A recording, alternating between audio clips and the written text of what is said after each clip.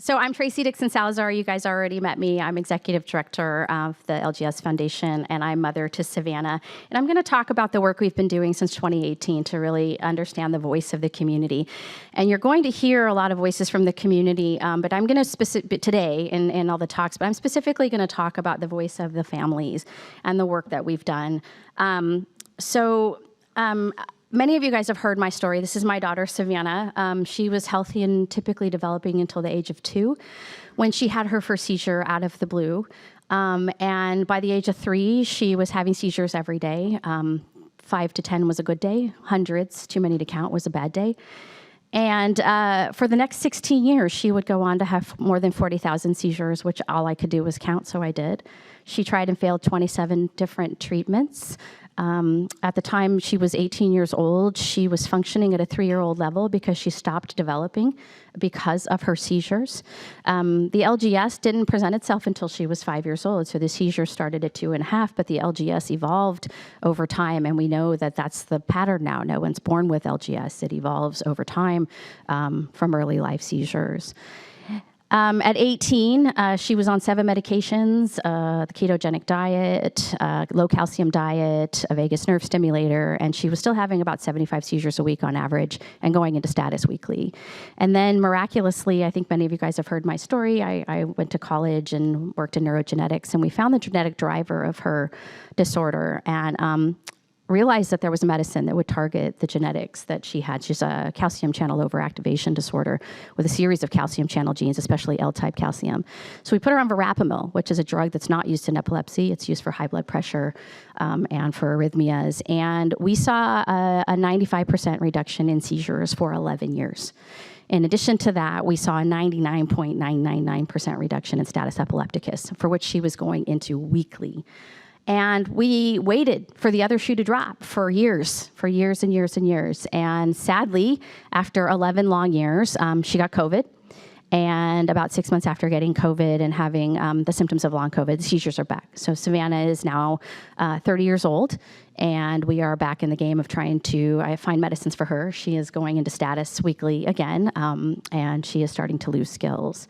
And so we find ourselves in the group of families now that are actively searching for medications and treatments.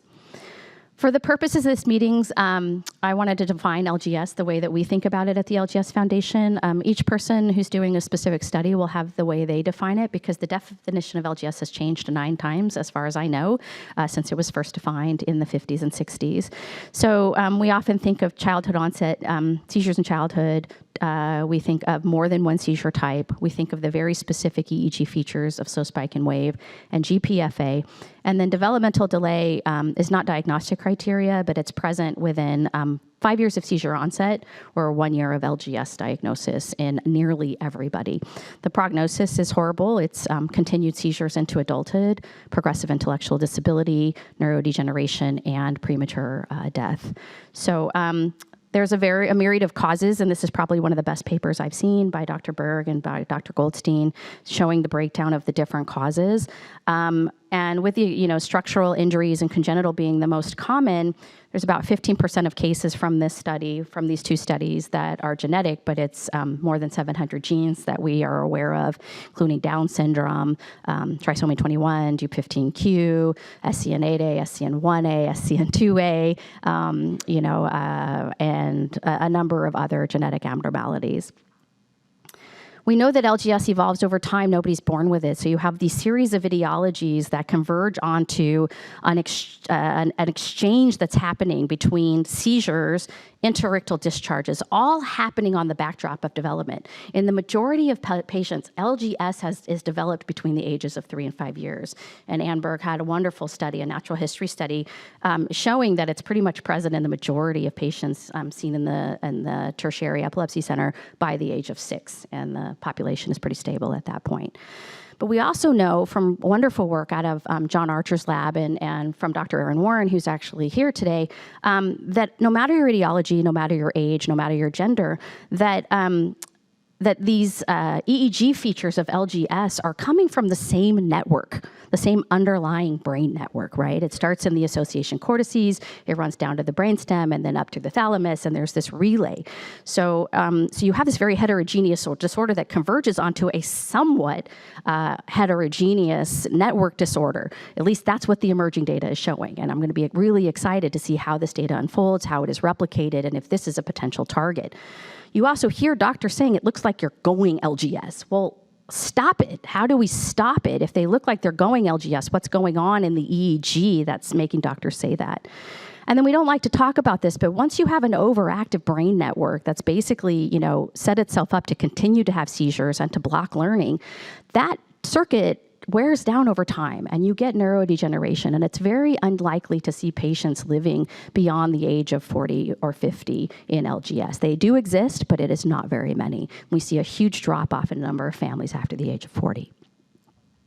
So that's how we think about LGS, and we started out by doing our patient-focused drug development. It was externally led, and we did it with the FDA, and we surveyed our community, and I'm just going to go through this quickly. There's the QR code if you guys want to take a look at that. But we surveyed 413 families from 17 countries. This is just the English survey. We had another 20 families that were Spanish-speaking from a number of other countries that responded. You can see the demographics here, mostly male, most of them between the age of 4 and 15. You can see the majority in the etiology section was unknown. So even though in a scientific study we can identify the cause in the majority, like 90% of LGS patients, the families with LGS do not know the cause of the seizures that involved LGS. We are not telling them. And I meet at least several times a year a family that will say, yeah, my kid, was in the ICU and they had hypoxic ischemia at birth, but I have no idea why they had started having seizures. So we have a lot of work to educate our families. You can see that the first seizure in most cases was tonic-clonic or infantile spasms. And then the age of first seizure in the most was under the age of 12 months for the majority in this population. And this population is enriched in our community for the super refractory. Most of them were currently on anti-seizure medicines in addition to using rescues, neurostimulators, brain surgeries, and diet therapy. So these were the treatments they were on at the time. And the majority of families are on between 3 to 5 medications, although we had some families that reported being on as many as 10 for seizures. So you can see that 75% reported taking 3 or more drugs, with the range being 3 to 10. There was only one respondent that said they weren't taking any medication. And you can see the top 5 medicines. The survey was done in 2018, so it didn't include the newer meds, but it was clobazam, valproate, rufinamide, levetiracetam, and cannabidiol. And that was, I hate to call it artisanal cannabidiol because it makes it sound like farm to table, right? Unregulated cannabidiol, right? Anyway, many were reporting seizures, injuries in the last 12 months. About almost 50% were reporting a few times a year or more. Some were reporting daily head injuries for their loved one. Lots of status epilepticus, 94 had experienced either clusters or status, with 65% experiencing 5 minutes or longer. Lots of at-home rescue medication use. When we asked our families what the most problematic seizure types were, they listed these 4 down below. And so often I'll go to meetings and they say, we have really good drugs for controlling generalized tonic-clonic seizures, and yet it's the seizure type that's reported in LGS as being the most problematic by these 400 plus families. Then atypical absence, then myoclonic, then atonic drop. And then you can see a breakdown there where about 40% of families were saying that they were having daily tonic-clonics. And this was cumulative, so they could be having daily tonic-clonics and daily atypical absence and daily myoclonic and daily drops, right? And so there's a huge seizure burden. And this came out of the REN study as well. If you guys looked at the Rare Epilepsy Network study, where they aggregated data for 15 to 20, I forget exactly how many rare epilepsy groups. And I remember the data for Dravet and TS and LGS, but across 6 months, TS and Dravet patients reported having hundreds of seizures, but the LGS caregivers reported having thousands. So there's a really high seizure burden.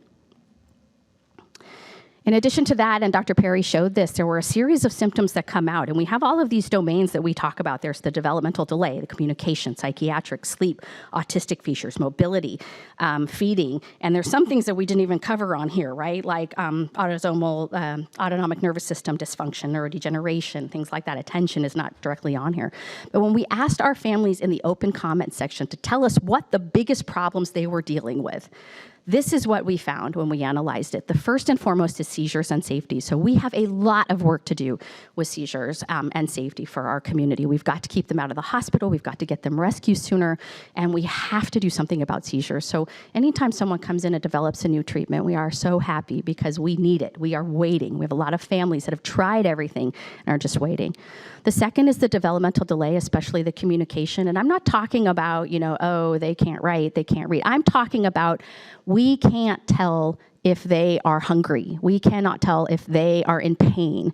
We do not see them smile. They do not make eye contact. So you're going to hear a lot about that here.